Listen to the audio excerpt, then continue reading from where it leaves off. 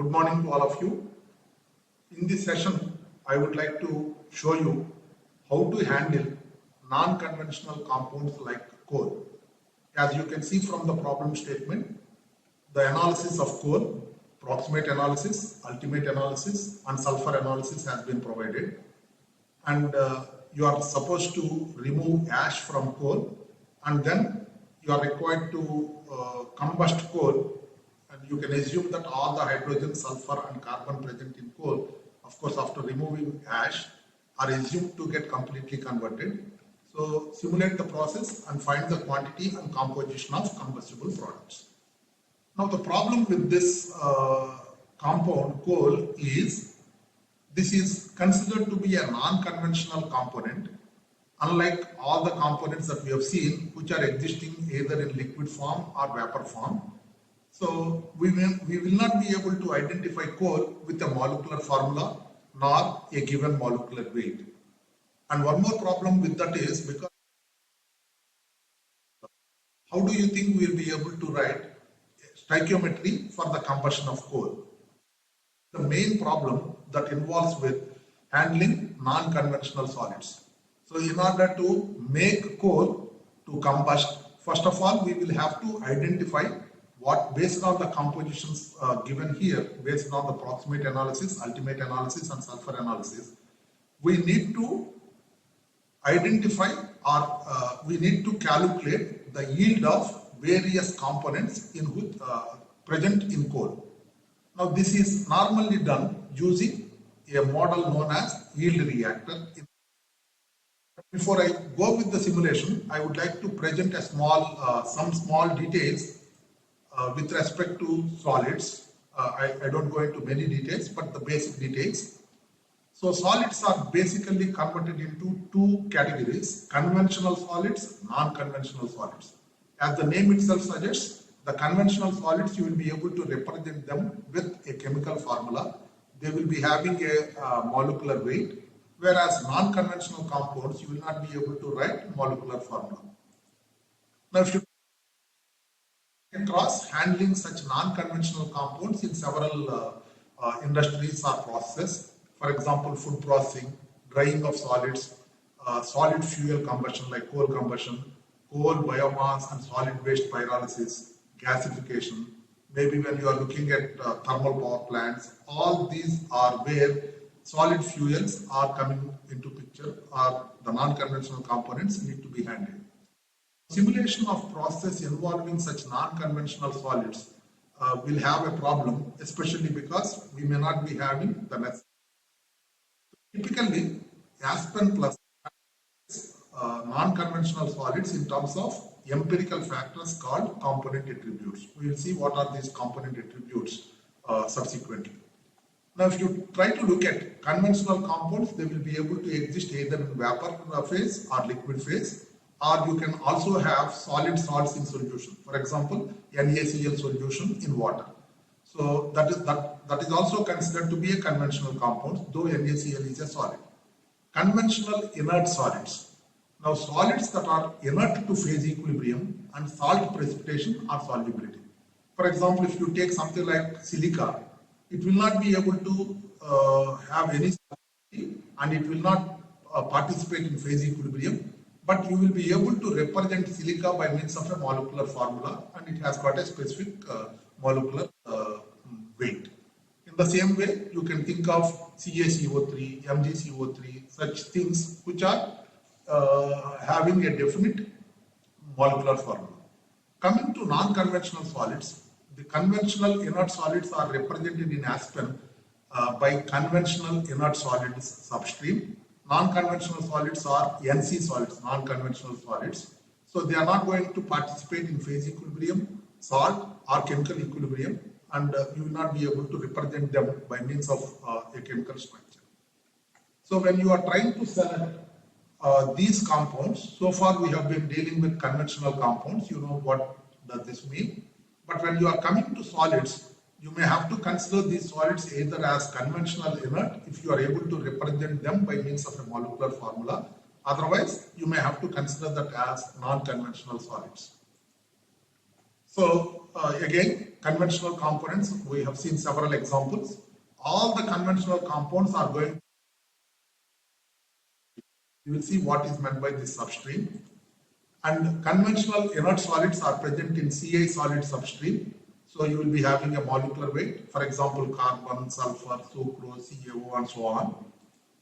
And unconventional solids, you have coal, char, ash, wood, which you will not be able to represent by means of a molecular formula or maybe a given molecular weight.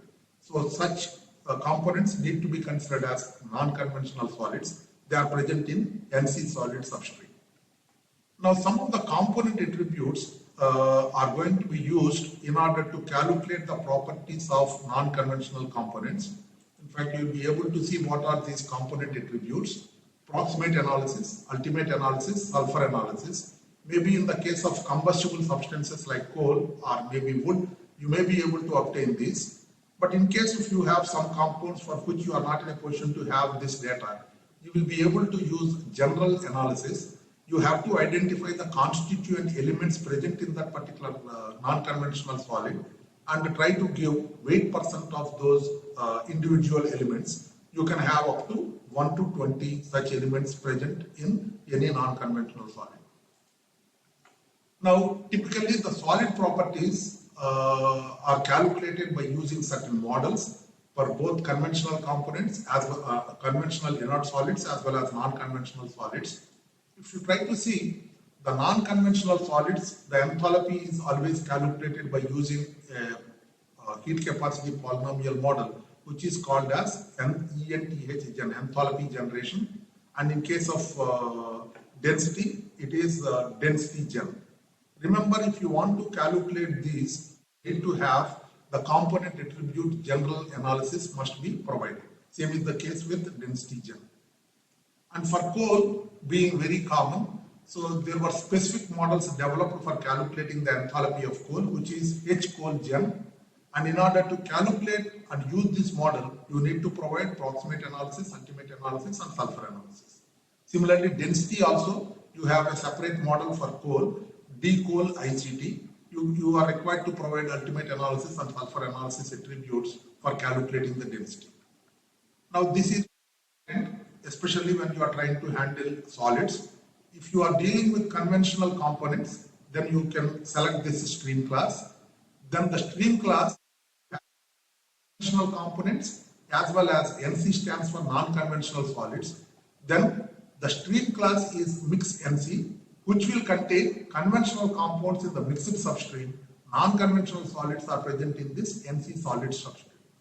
Now the next one is mixed Ci solid. So this is once again similar to this. Instead of NC, you are going to have conventional inert solids. Conventional compounds are present in mixed substrate. Conventional inert solids are present in conventional inert solid substrate. Similarly, mixed CiPSD, the difference between these two, mixed CiPS solid and mixed CiPSD is, if you want to study the particle size distribution, then you are required to use this. In the same way, you have mixed INC. Now, this is going to take care of mixed substream will contain conventional compounds. Inert solids are present in conventional inerts, and then non-conventional compounds are permitted in NC solid substrate. So this is, of course, the same thing with particle size distribution data. So these are some of the models which you will be able to handle solids. But remember, none of these are involved with any reactions. So the solid you may be able to handle as it is without having to use the yield reactor and convert the non-conventional compound into its constituent elements. But the moment you want to reaction, maybe combustion, then you will not be able to handle some of these non-conventional compounds, for example, in any reactor. Right? Conventional reactors like stoichiometric reactor model, Gibbs reactor model, or maybe all the other models that you are able to deal with. So with this background, now let me go back and show you how to simulate this problem in Aspen. Now, as you can see, we have to first of all start with defining our components, coal. So by default, Aspen will be taking it as conventional, but we know this is a non-conventional compound. So especially when you are dealing with such things, be careful with not missing this particular step. Similarly, you know from the proximate analysis, ultimate analysis, we have these constituent elements, ash. This is also non-conventional because you don't have a molecular structure. Then we have other components like based on your carbon. You can consider this as conventional because we will be able to use this carbon in stoichiometric chemical reactions. Then we have hydrogen, then nitrogen, then chlorine. In your ultimate analysis, some amount of chlorine is also present in the given coal. Sulfur. I'm taking the sulfur also as conventional because we'll be able to handle this. Then moisture or water. Okay, did I miss anything? Ash, hydrogen, nitrogen, chlorine, sulfur, oxygen, and we know we are trying to combust hydrogen, sulfur, and carbon. So the combustible products are going to give rise to carbon dioxide and H2 into H2O. We already have this, but sulfur might give you S1. So let us say these are the various compounds that we are using. Once we define these components, now the next step is obviously selecting the property model. Generally, when you are dealing with solids along with conventional compounds, you are advised to take the property model as ideal. Then this is going to take care of the conventional compounds, but what about non-conventional compounds? As was told earlier, the non-conventional compounds are going to be calculated by using certain models. Say coal, in case of coal we have H coal gen. So in order to calculate this enthalpy of coal, we need to provide these inputs: proximate analysis, ultimate analysis, and sulfur analysis. Similarly, density of coal is going to be calculated by this model. Once again, that also requires these attributes. Now we also have another non-conventional compound in our problem. So let us say we are also going to calculate this using H coal gen and density D coal IGT. So we have specifically selected methods for conventional compounds and non-conventional compounds, right? So that takes care of the second step. Next, we need to go into simulation environment, draw your flow sheet. Yeah, they said because coal is getting combusted in this problem, unless and otherwise we try to decompose coal into its constituent, we will not be able to handle the reactions involving coal. So that is normally done by using this yield reactor. In fact, no reaction takes place here. I will probably show you what are the things that we can do with the yield reactor. Then we are trying to separate out the ash after decomposing coal into its constituent elements. We are going to get ash, carbon, hydrogen, nitrogen, chlorine, sulfur, and oxygen, right? And we try to remove the ash present from this. Now, if you try to look at these splitters, we have used flow splitter earlier. Flow splitter will be able to divide a given streams. But remember, when you want to divide the mixed stream from the non-conventional solid substream, flow splitter will not be able to handle this. So for that you need to use S splitter, substream splitter. You can see this substream. So within the overall stream, we have conventional rennet substream and non-conventional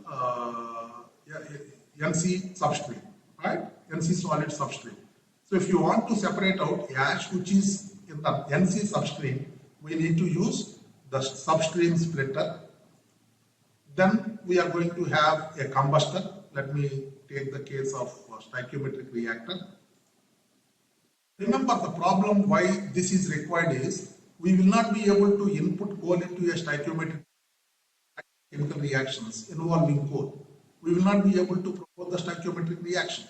Right? For that purpose, we are using yield reactor, decomposing coal into its constituent elements based on proximate analysis, ultimate analysis, and sulfur analysis.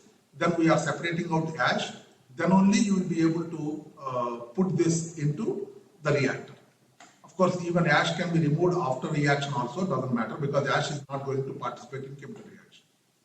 So let me connect the inputs and outputs. This is the coal input. Now the output from this is sent into a stream splitter, and the ash is separated from the bottom, and the remaining conventional compounds which are available in mixed substream conventional inert solids are sent into this reactor. Then based on whatever reactions are happening, we will be able to calculate the output. Let me consider this as stream, rename ash, this as coal,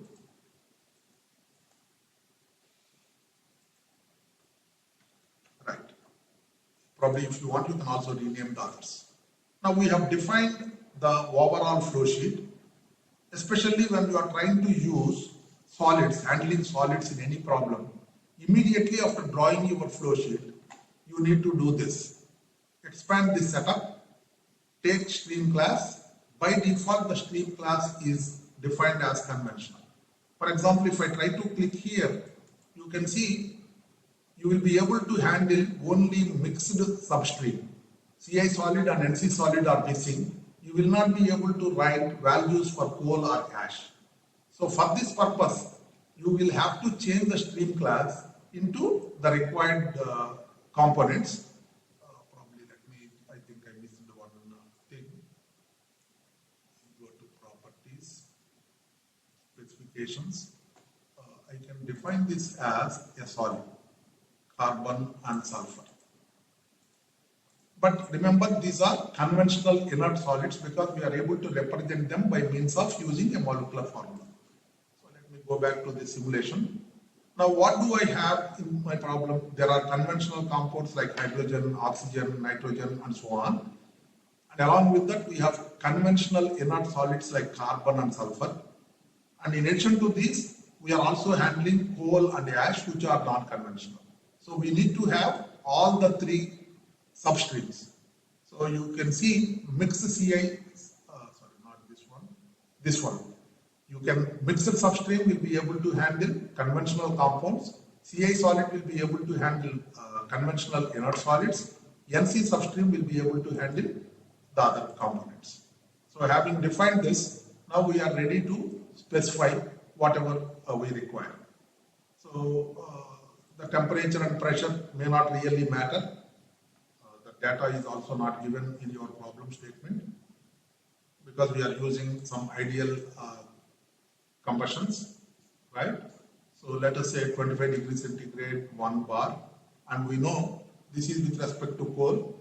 So let me assume some 100 kg per hour of coal is entering into the process, right? Sorry. Are there any conventional process along with coal? There is no other conventional compound entering except coal, right? So you don't have to bother about. There is none of these elements are present in the inlet. Only coal is entering. Is it present in Ci solid? Even carbon and sulfur are not present. So we need to address only Nc solid part. So let me assume the temperature and pressure as 25 and 1 bar. And you know the mass flow rate, which is 100 kg per hour of solid. And you know, okay, sorry, you can say here itself. So 100 kg per hour of coal is entering. Do you think we are having ash? It is a constituent within coal, but ash is not separately entering. So we will be able to take care of this later. But still, this definition is not complete because unless and otherwise we give these component attributes, we will not be able to calculate what is associated with this non-conventional compound. So we were given this data, approximate analysis, 25% of water. I'm just taking those figures from the problem statement.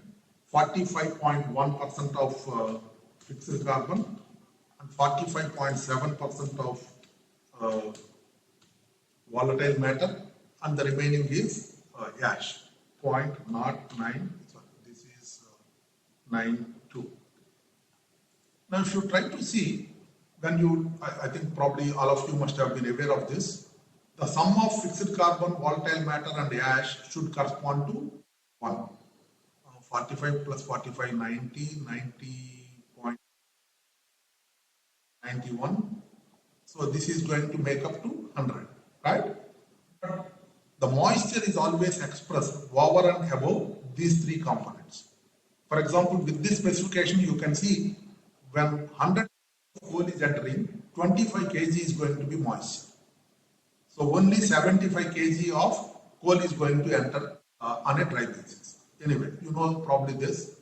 Similarly, let us also specify the ultimate analysis. So again, from the problem statement, you can see, sorry, I think I made a small mistake.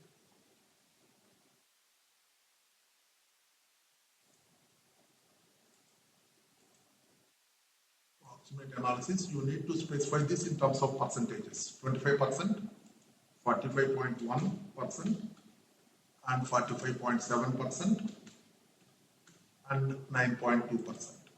Remember, you have to specify this in percentages. So this is going to total up to 100. What moisture is always extra in the case of proximate analysis. Now, ultimate analysis, the ash content again is 9.2%. Carbon is 67.1%. Then hydrogen is 4.8%. Nitrogen is 1.1%. Chlorine is 0.1%. Sulfur is 1.3%. And oxygen is 16.4%. Again, you can see the sum of all these should make up to 100. You can check it out. Otherwise, there is something wrong with your ultimate analysis. Now, coming to sulfur analysis, be clear, there is a small problem. I don't know why this is handled in this way. The amount of sulfur percentage is 1.3% of coal is accounting for sulfur.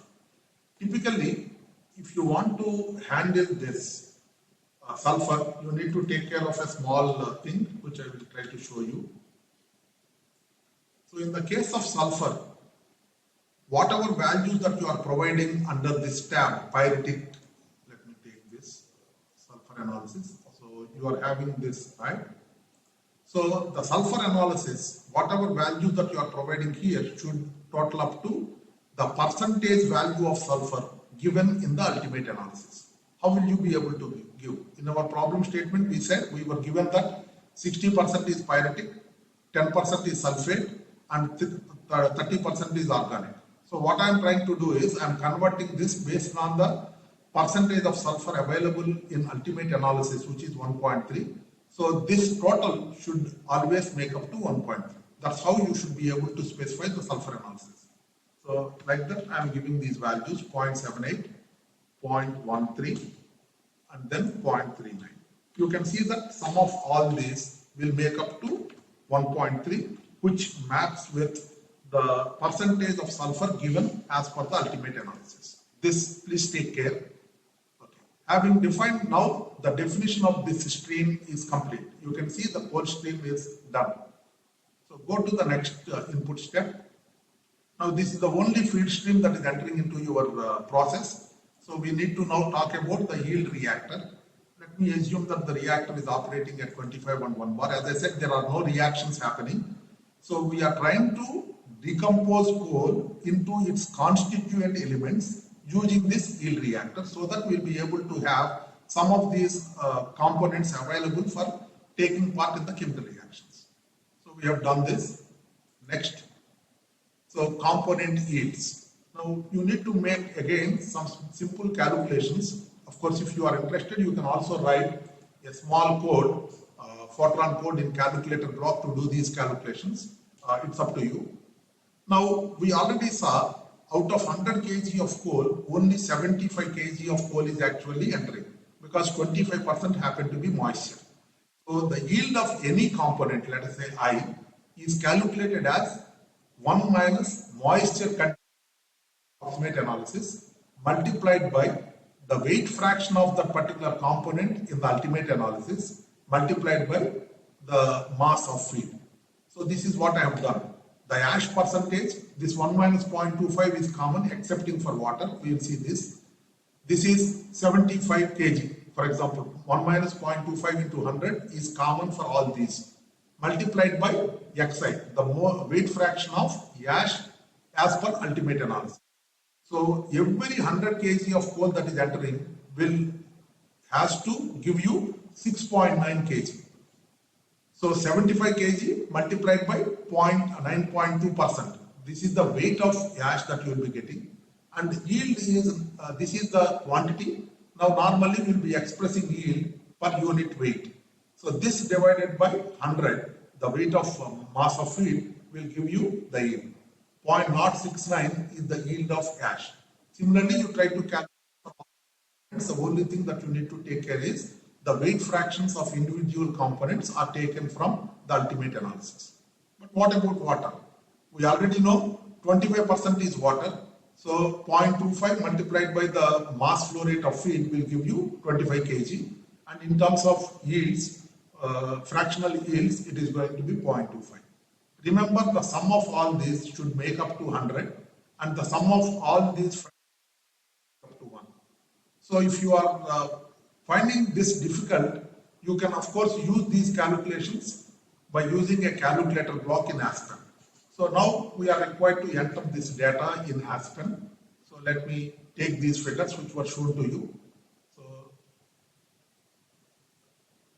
carbon, now it is in mass. Then we have, let me start with the ash. This is 0.069. I have shown you these figures and calculations in the previous Word file. Then carbon mixed. It doesn't matter actually here. This is 0.50325. Then we have hydrogen, again mass basis. This hydrogen is 0.036, the fractional yield. Then we have, next one is nitrogen. The value of nitrogen is 0.0025 in terms of mass. Then we have next is chlorine, again mass. This is 0.00075. And then we have chlorine, sulfur, again mass. The value of sulfur is 0.00975. Then we have water, mass, fractional yield is 0.25. Now you can check it up. This sum has to become 1. And once again, how did we calculate these yields? The yield reactor is not undergoing any chemical reactions, but it will be useful to convert the non-conventional compound like coal into its constituent elements. Are we? No.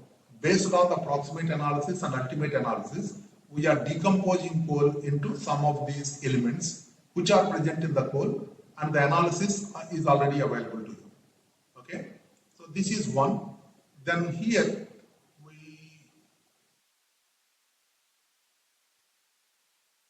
we have not talked about the properties of ash. We have talked about the properties of coal, but till now we have not come across ash. The moment we give these yields, now ash is going to be generated.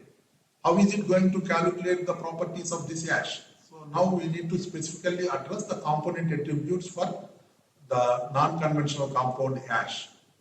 Till now, we have not come across any ash, so we need to specify these. Now you can assume that ash doesn't contain any unburned carbon and things like that. I am assuming. If you have such data, you can actually provide. Similarly, ultimate analysis also, we say ash is containing only ash. And let us assume that there is no sulfur present in ash. Of course, if you have probably, whenever you are dealing with solid fuels, the combustion may not be complete. Incomplete combustion might result sometimes. Some of the combustible substances might go along with the ash. And if you have that kind of an analysis, accordingly, you can specify this. So this is going to take care of our yield reactor. You can see probably the block B1 is addressed, but still we need to address the other blocks. Now let me go to the next input step. Now remember, when you use flow splitter, what is happening in this case? One input is divided into two outputs.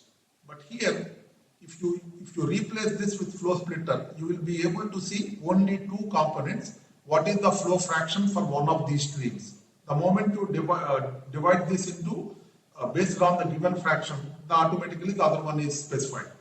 Observe the difference between flow splitter and substream splitter.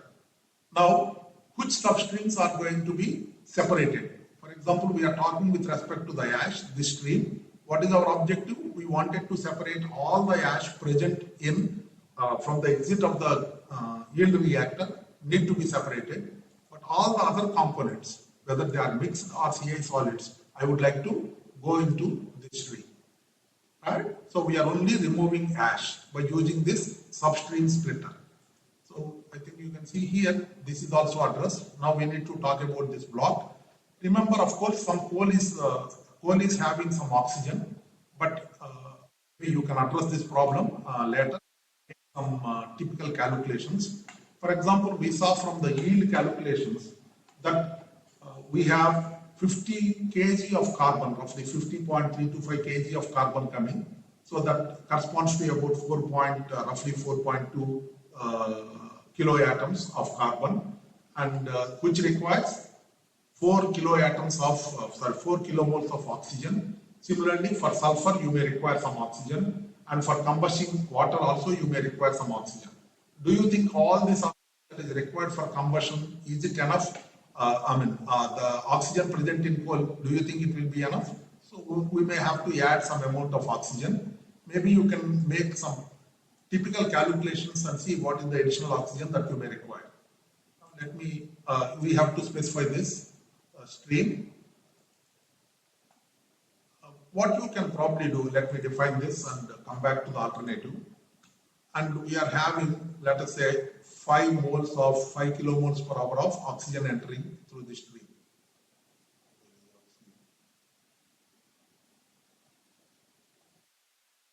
Oxygen is, I missed specifying oxygen in the components. Probably I will add now. Yeah. Then go to simulation. Specify this oxygen as, let us say, 5 kilomoles per hour. It's a random guess. So this is done. Now, what is the other specification that we need to give? We need to specify the stoichiometry of the chemical reactions. This is the stoichiometric reactor model which you have handled many times. So, new reaction, define the stoichiometry. For example, carbon mixed 1, oxygen 1, giving rise to CO2. We are assuming complete combustion 1. So the combustion is 100% with respect to carbon. There may be additional or extra oxygen that we may be using. Right? So next. Then another reaction. We have hydrogen, stoichiometric coefficient 1, oxygen 0.5, giving rise to water. Stoichiometric coefficient 1. Again, I am assuming 100% conversion with respect to hydrogen. Then there is another reaction. We are assuming these are the combustible substances. Normally, when we try to make such calculations, we will be assuming that components like nitrogen, chlorine will not combust. But if you want to take them, you can also involve those in these reactions. I have specifically said only hydrogen, sulfur, and hydrogen, sulfur, and carbon are only combustible substances. So accordingly, I am providing these reactions. Again, we are presuming that all the sulfur is converted. So you can see all the required input is complete. So we should be able to run the problem.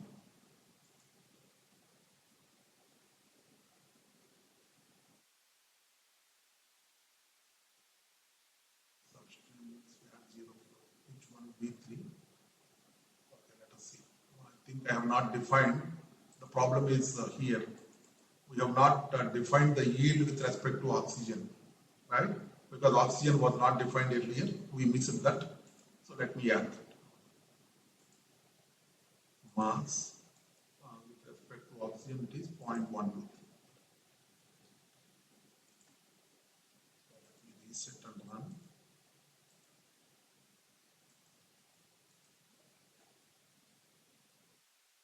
Yeah. Okay, there are some warnings. Probably you can ignore. Let me show you the details now. What is happening in the yield reactor?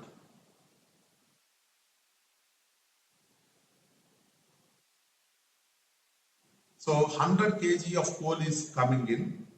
We know 25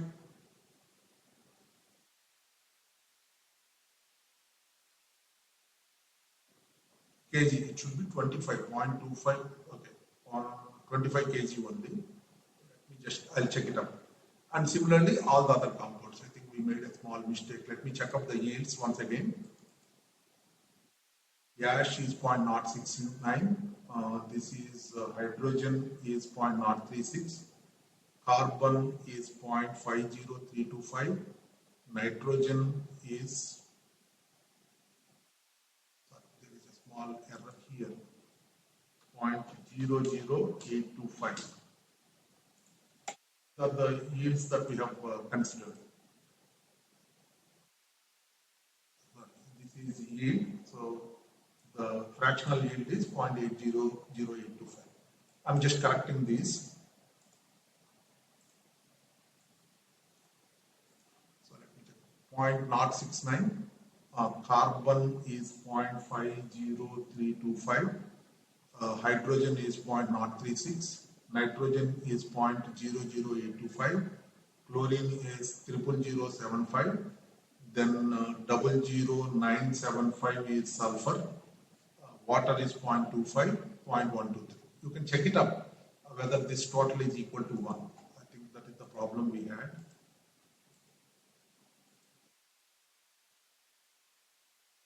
So now you can see there is no error. Now let me see one by one. Now you can see the mass flows. 100 kg of coal is entering, but there is nothing in the exit. This 100 kg is subdivided into the products, the constituent elements. So we already saw 6.9 kg. So whatever values that you are able to see in this table, now you should be able to get them. 6.9 kg of carbon, ash, 50.325 kg of carbon, 3.6 kg of hydrogen, so on. This we have already calculated. So the yield reactor, the purpose of using yield reactor is to decompose the coal into its constituent elements so that we will be able to handle them in subsequent operations. Okay. Now let me go to the second unit and see what are the results, stream results. Now again here, what is happening? So this is the input to the substream splitter. Now this input contains ash, but only ash is removed into the substream containing ash, and all other components are going into the stoichiometric reactor. Only ash was removed from the input stream. Separated, ash is separated from the input stream, and the remaining stream is going into the stoichiometric reactor. Now let us see in this case what are the stream results. Now you can see what is happening to, so all the carbon is converted. It should be resulting in the formation of carbon dioxide. Till now there is no carbon dioxide. Similarly, all the hydrogen is converted, and probably the other one is sulfur is also converted. So if you probably look at mixed stream, here mole flows are not available, but if you go into the mixed stream, you will be able to see the mole flows. Now 4.18991 kilomoles of carbon is coming. So because of the reaction, every atom of carbon is going to give rise to 1 kilomole per hour of carbon dioxide. So these two figures are same. Hydrogen 1.78. So hydrogen plus oxygen giving rise to H2O. Of course, there is also 1.38771 kilomoles of water is entering. In addition to this, you need to add 1.78. So that sums up to 3.17. So now 0.03046 kiloatoms of carbon is sulfur is entering. So same amount of SO2 is formed. And this is, of course, there is still some extra amount of oxygen. We just arbitrarily said 5 kilomoles per hour of oxygen is entering. Now remember, this is how you should be able to handle especially non-conventional compounds. And if the non-conventional compounds, if you are trying to dry or if you are trying to do certain things which are not participating in the chemical reaction, this yield reactor will not come into picture. But if this is participating in chemical reaction, maybe in combustion, you need to convert these non-conventional compounds into conventional compounds or the constituent elements of coal. It may have non-conventional compounds also like ash, and then separate out ash so that you will be able to write the stoichiometric chemical reactions required for combustion. So there are few things that you need to take care. One important aspect is, unless and otherwise you define the stream class, you will not be able to handle the conventional inert solids, non-conventional solids. That is one thing that you have to take care. And the yield calculations, be careful. So the yield reactor is only facilitating to decompose coal into its constituent elements based on the approximate analysis and ultimate analysis. In fact, it's done by using a calculator block, right? The actual calculations for giving you the respective yields, instead of doing these calculations manually, some of those calculations can be incorporated by using a calculator block. Then what we are doing using this substream splitter, we are able to separate out the NC solid stream from this input. For example, if you try to click on this and see the results, okay, is there any mixed substrate? You are going to have some components in mixed substrate. Do you have any Ci solid substrate? There is nothing, because though we said we did not consider carbon and sulfur to be Ci, we were able to handle them as conventional components itself. Is there any non-conventional substrate? Yes, there is ash, right? So again, if you come to this, for example, the other stream, after removing this ash, now there are neither conventional inert solids nor non-conventional solids in S4. So if you look at the results, the conventional solids will be absent, non-conventional stream also will be absent, because there are no such compounds available in S4. So from this point onwards, the simulations are going to be similar to whatever you have been doing earlier, involving only conventional compounds. So with this, I will close this presentation.